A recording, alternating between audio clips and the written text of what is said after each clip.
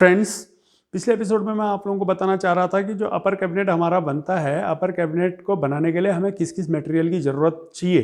ठीक मेरा वो उस टॉपिक पे मैं पहुंचा ही हुआ था कि मेरा ये जो कैमरा है मेरे मोबाइल का, वो एग्जिट मोड में चले गया और इसलिए मैं अब नया एपिसोड लेके आपके पास आया हूँ जिसमें मैं सिर्फ अब अपर कैबिनेट को बनाने के लिए कौन कौन से मटेरियल की ज़रूरत है उस पर ही मैं बात करूँगा। सबसे पहले मैंने ये लिस्ट बना रखी है, आप इस लिस्ट को देखेंगे कि सबसे पहले हमें SDHMR बोर्ड चाहिए होगा 18 mm का, डबल साइडेड कोटेड और and single sided coated. Double sided coated वाला हमें कब ज़रूरत पड़ती है? देखिए, डबल साइड कोटेड वाला, डबल साइड लेमिनेटेड वाला हमें तब चाहिए जब यहाँ भी और यहाँ भी, ये जो जैसे ये खड़ा वाला लगा हुआ है तो इसके दोनों साइड लेमिनेटेड है। अब देखो इसमें हमें माइका नहीं लगानी पड़ेगी, अदरवाइज हम वाइट माइका इसमें लगाते हैं या ऑफ वाइट माइका हम खरीद के प्लाईवुड बोर्ड में हम लगाते थे आज तक। लेकिन ये जो SDHMR लेमिनेटेड जो आ रहा है, दोनों साइड इसमें जो है प्रेस्ड, इसमें माइका ऑलरेडी रहती है। ये हमें इसी तरीके से ये बोर्ड मिलता है। अब हमें सिंगल साइड वाले की ज़रूरत कब पड़ती, कहाँ पर पड़ेगी? सिंगल साइड वाले की यहाँ पर देखिए, इसके नीचे वाले साइड में देखिए, नीचे साइड में हमने जो है ये प्लेन है, वाइट नहीं है, ये थोड़ा सस्ता मिलेगा इससे, डबल साइड वाले से 2 रुपये 4 रुपये स्क्वायर फीट का अंतर इसमें होता है। अपर साइड इसमें हमें वाइट है, अंदर की तरफ हमें माइका लेमिनेट नहीं करनी पड़ेगी, ये ध्यान रखने वाली बात है। और इसका रेट भी हमें थोड़ा, कॉस्ट भी हम अपनी सही कर सकते हैं। जैसे अपर साइड वाला है, ऊपर साइड में आप डबल साइड लेमिनेटेड लगा सकते हैं या सिंगल साइड लेमिनेटेड भी लगा सकते हैं, क्योंकि उससे ऊपर साइड को अगर हमारा लेमिनेटेड नहीं भी है तो वहाँ पर सीलन आने का खतरा भी उतना ज़्यादा नहीं रहता है। और जब हम अपर कैबिनेट इंस्टॉल करते हैं तो उसमें मैंने देखा कि कई सारे लोग मैग्नेस और कवर सीट भी पीछे साइड से लगाते हैं ताकि कोई सीलन ना आए। लेकिन हमें जो यहाँ पर ये किचन मिला हुआ है, इसमें ऑलरेडी पहले पीछे से टाइल लगी हुई है, तो पीछे से इसमें टाइल लगी हुई है, तो हमने ये उचित नहीं समझा कि इसमें और पीछे जाकर, क्योंकि SDHMR बोर्ड हमारा 7.5 mm का पीछे से कवर कर रहा है और उसमें इतनी जल्दी सीलन लगने का खतरा भी नहीं है, क्योंकि SDHMR का मतलब ही high density, high moist resistance की स्पेशलिटी है। और कहा जा रहा है ऐसा कि इसमें सीलन जल्दी नहीं आती है, लेकिन 100% नहीं कहा जा सकता है कि सीलन आएगी या नहीं आएगी, क्योंकि कई जगह पर ऐसी कंप्लेंट्स भी आई हैं, सुनने में आया था मैं, जो हमारे प्लाईवुड जहाँ से आती है तो कई जगह पर इसमें भी सीलन जहाँ पर आती है तो वहाँ पर मॉइस्ट वाली जगह पर ख़राब होने की संभावना बताई गई है।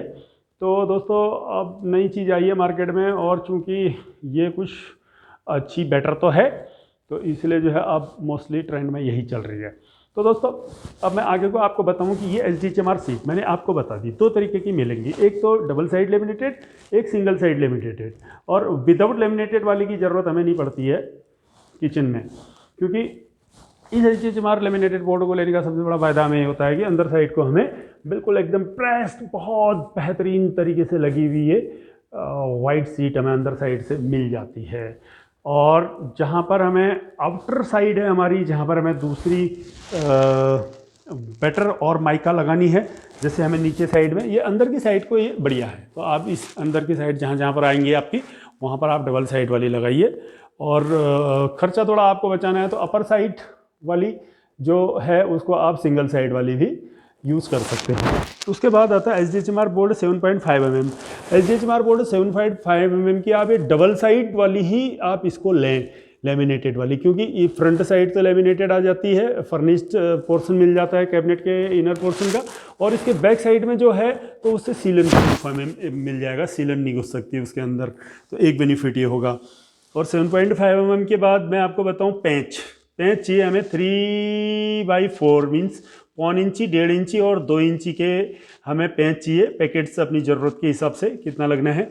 और मैं बता दूं 1 इंची लगेगा कहाँ पर, 1 इंची का, देखो 1 इंची का अपर कैबिनेट में मैंने यहाँ पे लगा रखे हैं, यहाँ पे लगा रखे हैं पेंच, जो हमने ये इसके साथ में जो लगा रखा है एलपत्ती को, अंदर तो 2 इंची की लोहे की पेंच लगी हुई है, होल्ड करने के लिए मजबूत चाहिए, और उसको जो है यहाँ पर एलपत्ती के साथ में, इस वाले बोल्ट के साथ में 1 इंची की लगी हुई है, क्योंकि ज़्यादा मोटी होने पर बाहर जा सकती है, वो दूसरी साइड निकल जाएगी, तो 1 इंची की ही लगेंगी। और 2 इंची की लगेंगी जब हम इस स्ट्रक्चर को बनाएंगे, तो स्ट्रक्चर को बनाने के लिए नीचे से जो है ये कील के साथ में, या ऊपर से जब हम पेंच लगाएंगे तो वो 2 इंच की लगेंगी और इसके बैक साइड से इसमें 1.5 इंच की पेंच लगेंगी। तो पेंच का ऐसा रहेगा, कील पहले कील लगाई जाती है, उसके बाद पेंच कसी जाती है वहीं पर बगल में उनके। फिर प्लाईवुड बोर्ड गिट्टी वाला प्लाईवुड बोर्ड 18 mm का आएगा, 18 mm का, नंबर 5 में लिखा हुआ है मैंने। ये इसके जो है मैंने आपको पहले बता दिया पिछले एपिसोड में कि इसका जो है पल्ले बनेंगे, डोर बनेंगे। और डोर हमें प्लाईवुड बोर्ड गिट्टी वाले के ही बनाने चाहिए क्योंकि हल्का होता है और गिट्टियाँ अंदर होने की वजह से इसके बैंड होने की संभावनाएं भी कम रहती हैं। प्लाईवुड का वैसे समझा जाता है कि ये बैंड हो जाता है ज़्यादा लंबा पल्ला होने पर, तो ये लगाने का फ़ायदा ये है कि हल्का रहता है और गिरने का खतरा नहीं रहता। और आप किसी भी कीमत में HDHMR बोर्ड का पल्ला आप मत बनाएं, डोर ना बनाएं, क्योंकि ये बहुत भारी है और ये ज़्यादा दिन टिकेगा नहीं, क्योंकि इतना वेटेड वाला पल्ला चलाएंगे तो आप उसके पेंच ढीले हो जाएंगे, वो गिरने लगेगा, लूज पड़ जाएगा। फिर उसके बाद आते हैं हमारी हिंजेज, 0 डिग्री, 8 डिग्री और 15 डिग्री, 3 तरीके। एक फुल टक्कर पूरे उस पर चलेगा, हाफ टक्कर हाफ में चलेगा, और 0 टक्कर जहाँ पर हमारे पास टक्कर है ही नहीं वहाँ पर चलेगा। जैसे देखो 0 टक्कर का मैं आपको बताऊँ, कॉर्नर में देखो चलने के लिए है ही नहीं इसके पास, यहाँ पर तो देखो इसके पास टक्कर है, ये देखिए हाफ टक्कर यहाँ पर चल रहा है, हाफ टक्कर में चल रहा है। ये वाला जो है इसको टक्कर की है ही नहीं ज़रूरत, है ही नहीं इसके बाद टक्कर, ये तो हाफ टक्कर में रुका हुआ है। देखो यहाँ पर ये वाला हाफ टक्कर में रुका हुआ है, और ये है फुल टक्कर आपका, ये है फुल टक्कर, ये पूरा इसमें चलेगा, इसके बाद पूरी टक्कर है यहाँ पर। और इसी तरीके से इसके पास भी यहाँ पर पूरी टक्कर है, पूरी टक्कर में घूम रहा है फुल टक्कर में। ये वाला देखो, जहाँ पर पूरे में चलेगा फुल टक्कर, जहाँ इसके आधे में चलेगा वो हाफ टक्कर 8 डिग्री वाला, और जहाँ पर ये टक्कर होगी ही नहीं, खाली अपनी जगह पर ही चल के अपनी जगह पर ही बंद होगा, वो आपका आ गया 0 टक्कर। तो उसके बाद हमें किस चीज़ की ज़रूरत है मैं आपको बता दूँ। इसके बाद जो हमें ज़रूरत है, उसके बाद हमारी ज़रूरत पड़ती है एल शेप्ड क्लिप की, 2 इंच या 3 इंच की, जिससे ये रुकेगा, होल्ड होगा। उसके बाद पैंच आयरन की 2 इंच की पैकेट, जिसमें हम पत्ती को अंदर रोकते हैं दीवार के अंदर, और ऑफ वाइट माइका।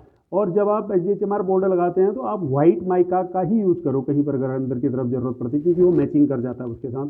और ग्लॉसी माइका हमारा जो बाहर बोर्ड बनेगा, बोर्ड के बाहर से हमारी ग्लॉसी माइका लगेगी। और उसके बाद ग्लॉसी माइका के बाद हैंडल पुश बटन या जी प्रोफाइल, इन तीनों चीज़ों में से इन चीज़ों की ज़रूरत भी हमें पड़ेगी ज़रूरत के हिसाब से। उसके बाद ग्लास शीशा, जहाँ पर भी हम शोकेस बनाएंगे वहाँ पर ग्लास 5 mm का लगेगा। उसके बाद फेविकॉल की ज़रूरत पड़ेगी हमें चिपकाने के लिए। उसके बाद पेपर टेप हमें जब भी हम इसकी साइड में टेप लगाते हैं, या ये जो हम ऊपर से माइका लगाते हैं उसको चिपकाने के लिए हमें इस टेप की ज़रूरत पड़ती है, पेपर टेप की। और एल बटन हमें चाहिए, अभी हम फोल्डिंग वाले हम बनाएंगे, जैसे इसमें ये वाला हमने खाना पूरा छोड़ रखा है, अब हम इसमें एल बटन लगाएंगे यहाँ पर, तो हमारा ये शिफ्टेड रहेगा।